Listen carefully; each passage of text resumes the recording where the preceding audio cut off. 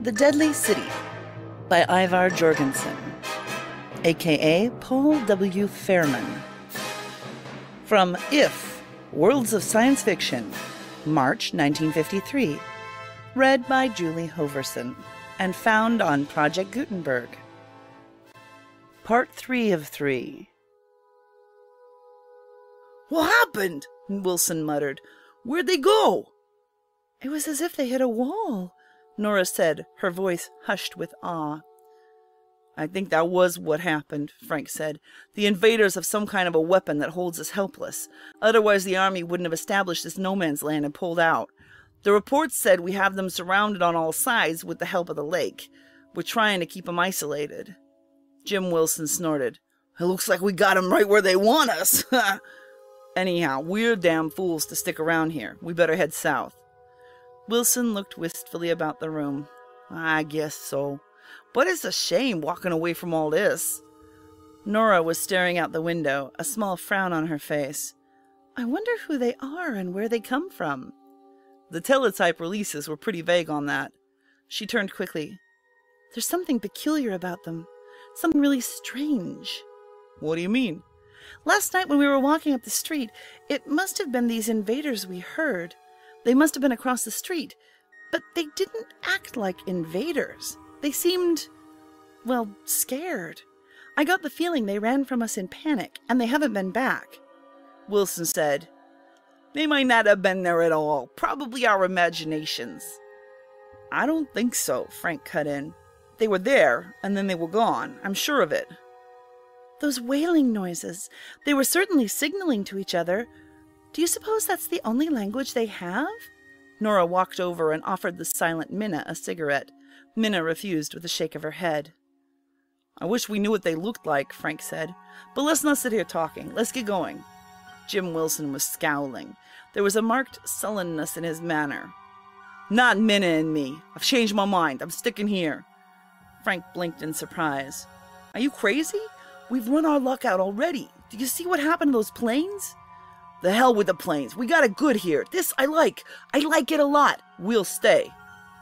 "Okay," Frank replied hotly, "but talk for yourself. You're not making Minna stay." Wilson's eyes narrowed. "I'm not? Look, Buster, how about minding your own goddamn business?" The vague feelings of disgust Frank had now crystallized into words. "I won't let you get away with it. You think I'm blind, hollering into the back room every 10 minutes? Don't you think I know why? You're nothing but a damn sex maniac. You got her terrorized until she's afraid to open her mouth. She goes with us." Jim Wilson was on his feet. His face blazed with rage. The urge to kill was written in the crouch of his body and the twist of his mouth. "You goddamn nosy little squirt! I'll—" Wilson charged across the short intervening distance. His arms went out in a clutching motion. But Frank Brooks wasn't full of knockout drops this time, and with a clear head he was no pushover. Blinded with rage, Jim Wilson was a pushover. Frank stepped in between his outstretched arms and slugged him squarely on top of the head with a telephone. Wilson went down like a felled steer. The scream came from Minna as she sprang across the room. She had turned from a colorless rag doll into a tigress. She hit Frank square in the belly with small fists at the end of stiff, outstretched arms. The full force of her charge was behind the fists, and Frank went backwards over the bed. Minna did not follow up her attack. She dropped to the floor beside Jim Wilson and took his huge head in her lap. "You killed him!" she sobbed. You murderer! You killed him! You had no right!" Frank sat wide-eyed. "Minna, for God's sake, I was helping you. I did it for you." "Why don't you mind your business? I didn't ask you to protect me. I don't need any protection, not from Jim." "You mean you don't mind the way he's treated you?" "You've killed him. You killed him." Minna raised her head slowly. She looked at Frank as though she saw him for the first time. "You're a fool," she said dully. "A big fool. What right have you got to meddle with other people's affairs? Are you God or something to run people's lives?" "Minna, It was as though he hadn't spoken. "Do you know what it's like to have nobody? All your life to go on and grow older without anybody. I didn't have no one, and then Jim came along and wanted me." Frank walked closer to her and bent down. She reacted like a tiger. "Leave him alone! Leave him alone! You've done enough!" Nonplussed, Frank backed away. People with big noses, always sticking them in. That's you. Was that any of your business what he wanted of me? Did I complain? I'm sorry, Minna. I didn't know. I'd rather go into back rooms with him than stay in front rooms without nobody. She began to cry now, wordlessly, soundlessly, rocking back and forth with the huge man's bloody head in her lap. Any time, she crooned, any time I would. The body in her arms stirred. She looked down through her tears and saw the small black eyes open. They were slightly crossed, unfocused as they were by the force of the blow. They straightened, and Jim mumbled, "What the hell? What the hell?" Minna's time for talking seemed over. She smiled, a smile hardly perceptible, as though it was for herself alone. "You're all right," she said. "That's good. You're all right." Jim pushed her roughly away and staggered to his feet. He stood swaying for a moment, his head turning, for all the world like a bull, blinded and tormented. Then his eyes focused on Frank. "You hit me with the goddamn phone!" "Yeah, I hit you. I'm gonna kill you! Look, I made a mistake." Frank picked up the phone and backed against the wall. "I hit you, but you were coming at me. I made a mistake, and I'm sorry. I'll smash your goddamn skull!" "Maybe you will," Frank said grimly, "but you'll work for it. It won't come easy." A new voice bit across the room. "Cut it out. I'll do the killing. That's what I like best. Everybody, quiet down." They turned and saw a slim, pale-skinned young man in the open doorway. The door had opened quietly, and no one had heard it. Now the pale young man was standing in the room with a small, nickel-plated revolver in his right hand. The left hand was close down at his side. It was swathed generously in white bandage. The young man chuckled. "The last 4 people in the world were in a room," he said, "and there was a knock on the door." His chuckle deepened to one of pure merriment. Only there wasn't a knock. A man just walked in with a gun that made him boss. No one moved. No one spoke. The man waited, then went on. "My name is Leroy Davis. I live out west, and I always had a keeper because they said I wasn't quite right. I lived out west. They wanted me to pull out with the rest of them, but I slugged my keeper, and here I am." "Put down the gun and we'll talk it over," Frank said. "We're all in this together." "No, we aren't. I've got a gun, so that makes me top man. You're all in it together, but I'm not. I'm the boss, and which one of you tried to cut off my hand last night? You tried to break in here yelling and screaming like a madman. I held the door. What else could I do?" "It's all right. I'm not mad. My type, we may be nuts, but we never hold a grudge. I can't remember much about last night. I found some whiskey in a place down the street, and whiskey drives me nuts. I don't know what I'm doing when I drink whiskey. They say once about 5 years ago I got drunk and killed a little kid, but I don't remember." Nobody spoke. I got out of it. They got me out some way. High-priced lawyers got me out. Cost my dad a pile. Hysteria had been piling up inside of Nora. She had held it back, but now a little of it spurted out from between her set teeth. "Do something, somebody! Isn't anybody going to do anything?" Leroy Davis blinked at her. "There's nothing they can do, honey," he said in a kindly voice. "I've got the gun. They'd be crazy to try anything." Nora's laugh was like the rattle of dry peas. She sat down on the bed and looked up at the ceiling and laughed. "It's crazy. It's all so crazy. We're sitting here in a doomed city with some kind of alien invaders all around us, and we don't know what they look like. They haven't hurt us at all. We don't even know what they look like. We don't worry a bit about them because we're too busy trying to kill each other." Frank Brooks took Nora by the arm. "Stop it! Quit laughing like that!" Nora shook him off. "Maybe we need someone to take us over. It's all pretty crazy. Stop it!" Nora's eyes dulled down as she looked at Frank. She dropped her head and seemed a little ashamed of herself. "I'm sorry. I'll be quiet." Jim Wilson had been standing by the wall, looking first at the newcomer, then back at Frank Brooks. Wilson seemed confused as to who his true enemy really was. Finally, he took a step toward Leroy Davis. Frank Brooks stopped him with a motion, but he kept his eyes on Davis. "Have you seen anybody else?"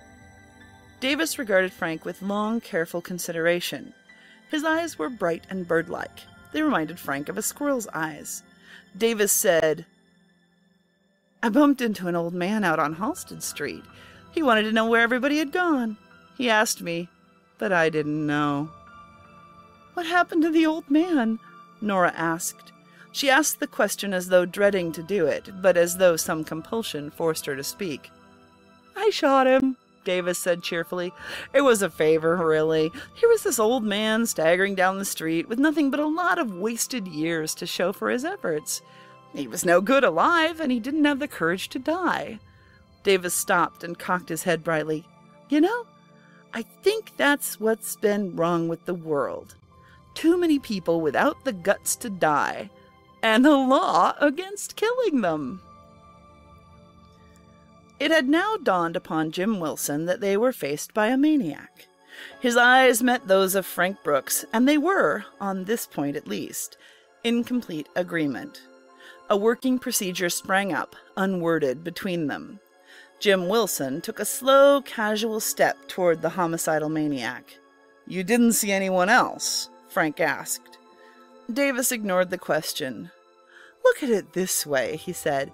"In the old days they had Texas Longhorns, thin, stringy cattle that gave up meat as tough as leather. Do we have cattle like that today? No, because we bred out the weak line." Frank said, "There's some cigarettes on the table if you want one." Jim Wilson took another slow step toward Davis. Davis said, "We bred with intelligence, with a thought to what a steer was for, and we produced a walking chunk of meat as wide as it is long." "Uh-huh," Frank said. "Get the point? See what I'm driving at? Humans are more important than cattle, but can we make them breed intelligently? Oh, no. That interferes with damn silly human liberties. You can't tell a man he can only have 2 kids. It's his God-given right to have 12 when the damn moron can't support 3. Get what I mean?" Sure, I get it." "You better think it over, mister, and tell that fat bastard to quit sneaking up on me or I'll blow his brains all over the carpet." If the situation hadn't been so grim, it would have appeared ludicrous. Jim Wilson, feeling success almost in his grasp, was balanced on tiptoe for a lunge. He teetered, almost lost his balance, and fell back against the wall. "Take it easy," Frank said. "I'll take it easy," Davis replied. "I'll kill every goddamn one of you." He pointed the gun at Jim Wilson, "starting with him." "Now wait a minute," Frank said. "You're unreasonable. What right have you got to do that? What about the law of survival? You're standing there with a gun on us. You're going to kill us. Isn't it natural to try anything we can to save our own lives?" A look of admiration brightened Davis's eyes. "Say, I like you. You're all right. You're logical. A man can talk to you. If there's anything I like, it's talking to a logical man." "Thanks. Too bad I'm going to have to kill you. We could sit down and have some nice long talks together." "Why do you want to kill us?" Minna asked. She had not spoken before. In fact, she had spoken so seldom during the entire time they'd been together that her voice was a novelty to Frank. He was inclined to discount her tirade on the floor with Wilson's head in her lap. She'd been a different person then. Now she had lapsed back into her old shell. Davis regarded thoughtfully. "Must you have a reason?" "You should have a reason to kill people." Davis said, "All right, if it will make you any happier. I told you about killing my keeper when they tried to make me leave town. He got in the car behind the wheel. I got into the back seat and split his skull with a tire iron." "What's that got to do with us?" "Just this. Tommy was a better person than any one of you, or all of you put together. If he had to die, what right have you got to live? Is that enough of a reason for you?" "This is all too damn crazy!" Jim Wilson roared. He was on the point of leaping at Davis and his gun. At that moment, from the north came a sudden crescendo of the weird invader wailings. It was louder than it had previously been, but did not seem nearer. The group froze, all ears trained upon the sound. "They're talking again," Nora whispered. "Uh-huh," Frank replied. "But it's different this time, as if they were getting ready for something," Nora said. "Do you suppose they're going to move south?" Davis said, "I'm not going to kill you here." We're going downstairs. The pivotal moment, hinged in Jim Wilson's mind, that could have changed the situation, had come and gone. The fine edge of additional madness that would make a man hurl himself at a loaded gun was dulled. Leroy Davis motioned peremptorily toward Minna. You first, then the other babe. You walk side by side down the hall with the men behind you, straight down to the lobby. They complied without resistance. There was only Jim Wilson's scowl, Frank Brooks's clouded eyes, and the white, taut look of Nora. Nora's mind was not on the gun. It was filled with thoughts of the pale maniac who held it. He was in command.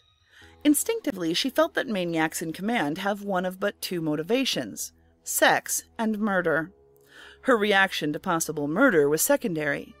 But what if this man insisted upon laying his hands upon her? What if he forced her into the age-old thing she had done so often? Nora shuddered. But it was also in her mind to question and be surprised at the reason for her revulsion.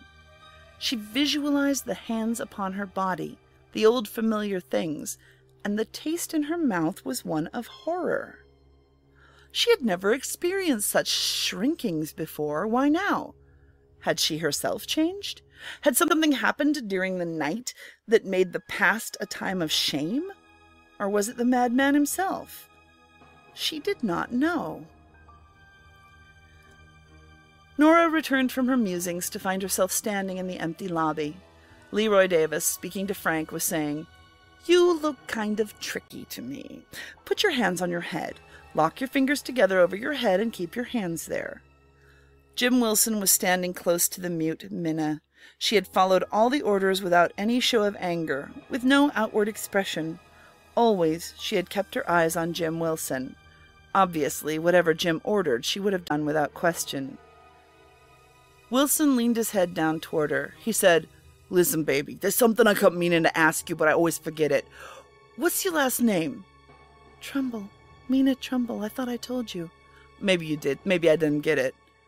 Nora felt the hysteria welling again. "How long are you going to keep doing this?" she asked. Leroy Davis cocked his head as he looked at her. "Doing what?" "Play cat and mouse like this, holding us on a pin like flies in an exhibit." Leroy Davis smiled brightly. "Like a butterfly in your case, honey. A big, beautiful butterfly." "What are you gonna do?" Frank Brooks snapped. "Whatever it is, let's get it over with." "Can't you see what I'm doing?" Davis asked with genuine wonder. "Are you that stupid? I'm being the boss.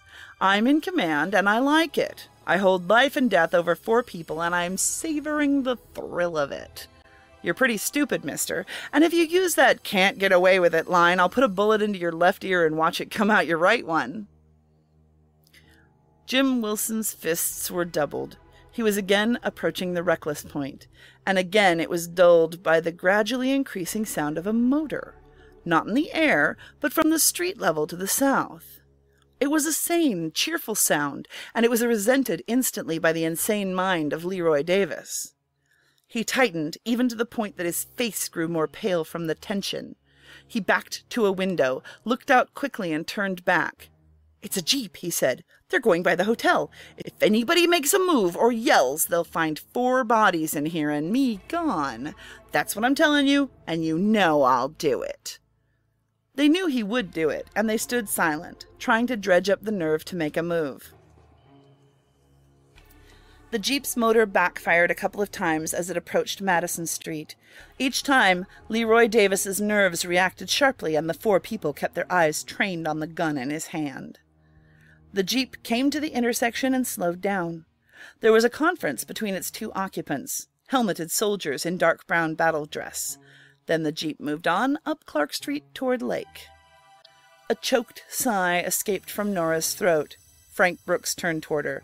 "Take it easy," he said. "We're not dead yet. I don't think he wants to kill us." The reply came from Minna. She spoke quietly. "I don't care. I can't stand any more of this. After all, we aren't animals. We're human beings, and we have a right to live and die as we please." Minna walked toward Leroy Davis. "I'm not afraid of your gun anymore. All you can do with it is kill me. Go ahead and do it." Minna walked up to Leroy Davis. He gaped at her and said, "You're crazy! Get back there, you're a crazy dame!" He fired the gun twice, and Minna died, appreciating the incongruity of his words. She went out on a note of laughter, and as she fell, Jim Wilson, with an echoing animal roar, lunged at Leroy Davis. His great hand closed completely over that of Davis, hiding the gun. There was a muffled explosion, and the bullet cut unnoticed through Wilson's palm. Wilson jerked the gun from Davis's weak grasp and hurled it away. Then he killed Davis. He did it slowly, a surprising thing for Wilson. He lifted Davis by his neck and held him with his feet off the floor. He squeezed Davis's neck, seeming to do it with great leisure, as Davis made horrible noises and kicked his legs. Nora turned her eyes away, buried them in Frank Brooks' shoulder, but she could not keep the sounds from reaching her ears. Frank held her close. "Take it easy," he said. "Take it easy." And he was probably not conscious of saying it. "Tell him to hurry," Nora whispered. "Tell him to get it over with. It's like killing an animal." "That's what he is, an animal." Frank Brooks stared in fascination at Leroy Davis's distorted, darkening face. It was beyond semblance of anything human now. The eyes bulged, and the tongue came from his mouth as though frantically seeking relief. The animal sounds quieted and died away. Nora heard the sound of a body falling to the floor, a limp, soft sound of finality. She turned and saw Jim Wilson with his hands still extended and cupped, the terrible hands from which the stench of a terrible life was drifting away into the empty air. Wilson looked down at his handiwork. "He's dead," Wilson said slowly. He turned to face Frank and Nora. There was a great disappointment in his face. "That's all there is to it," he said dully. "He's just dead." Without knowing it for what it was, Jim Wilson was full of the futile aftertaste of revenge. He bent down to pick up Minna's body. There was a small blue hole in the right cheek and another one over the left eye. With a glance at Frank and Nora, Jim Wilson covered the wounds with his hand as though they were not decent. He picked her up in his arms and walked across the lobby and up the stairs with the slow, quiet tread of a weary man. The sound of the jeep welled up again, but it was farther away now. Frank Brooks took Nora's hand and they hurried out into the street. As they crossed the sidewalk, the sound of the jeep was drowned by a sudden swelling of the wailings to the northward. On still a new note, they rose and fell on the still air. A note of panic, of new knowledge, it seemed, but Frank and Nora were not paying close attention. The sounds of the jeep motor had come from the west, and they got within sight of the Madison Well intersection in time to see the jeep hurtle southward at its maximum speed. Frank yelled and waved his arms, but he knew he had been neither seen nor heard. They were given little time for disappointment, however, because a new center of interest appeared to the northward. From around the corner of Washington Street into Clark moved 3 strange figures. There was a mixture of belligerence and distress in their actions. They carried odd-looking weapons and seemed interested in using them upon something or someone, but they apparently lacked the energy to raise them, although they appeared to be rather light. The creatures themselves were humanoid, Frank thought. He tightened his grip on Nora's hand. "They've seen us." "Let's not run," Nora said. "I'm tired of running. All it's gotten us is in trouble. Let's just stand here." "Don't be foolish." "I'm not running. You can if you want to." Frank turned his attention back to the 3 strange creatures. He allowed natural curiosity full rein.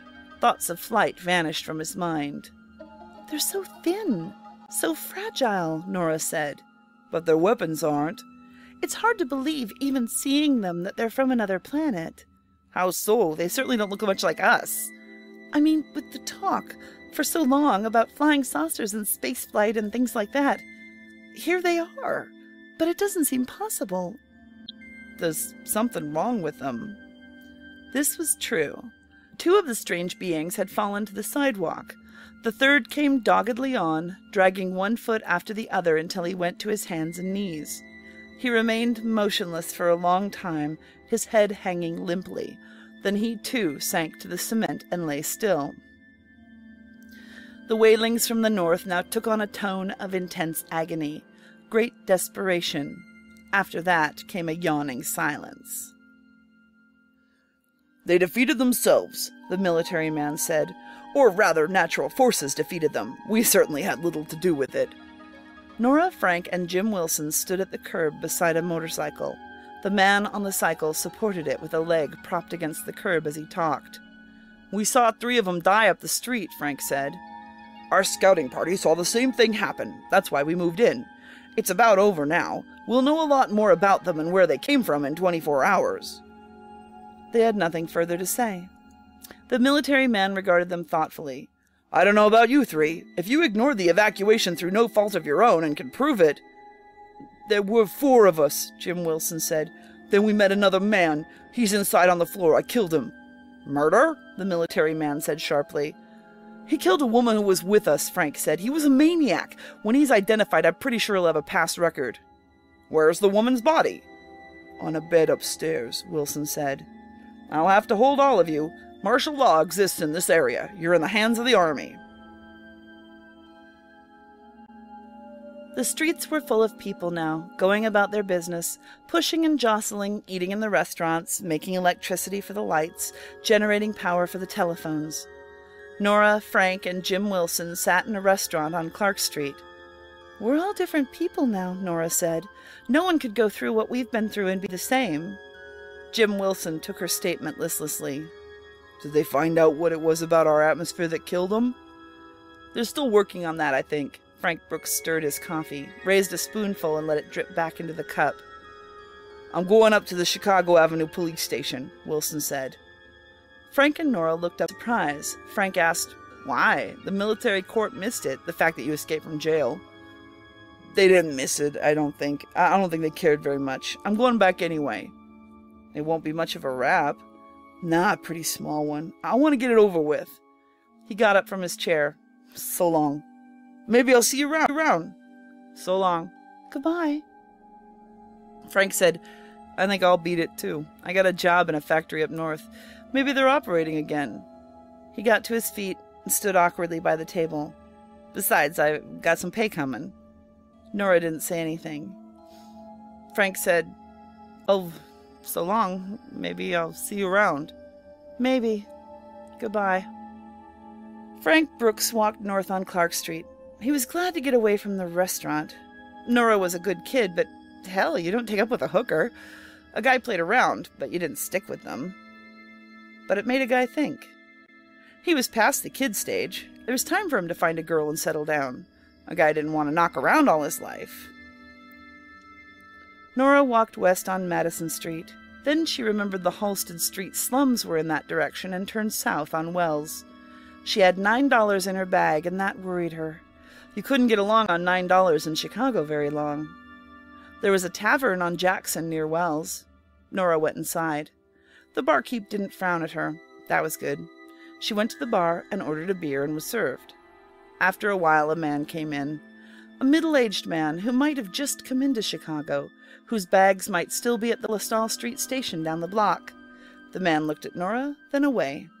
After a while, he looked at her again. Nora smiled. The end.